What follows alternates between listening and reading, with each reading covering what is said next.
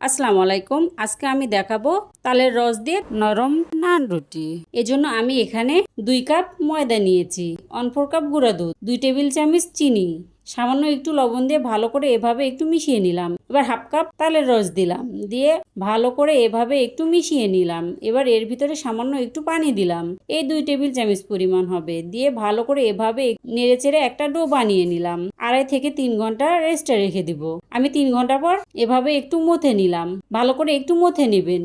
মথে নেওয়া হয়ে গেলে আমি এভাবে কয়েকটা ভাগ করে নিলাম। এবার এগুলো এভাবে একটু রুটিটা বানিয়ে নিলাম। রুটি বানানো হয়ে গেলে একটি তাওয়াতে দিয়ে এভাবে উল্টিয়ে পাল্টিয়ে একদম সুন্দরভাবে ভেজে নিলাম। দেখুন কত সুন্দরভাবে ফুলে উঠেছে। আমি এইভাবে সবগুলো ভেজে নিয়েছি। আপনারা এভাবে একবার বানিয়ে দেখবেন, খেতে কিন্তু অনেক মজা হয়। এই রুটিটা একদম নরম তুলতুলে হয়। ইস্ট ছাড়াও যে কত সুন্দর তালের নান রুটি বানানো যায়। আল্লাহ হাফেজ।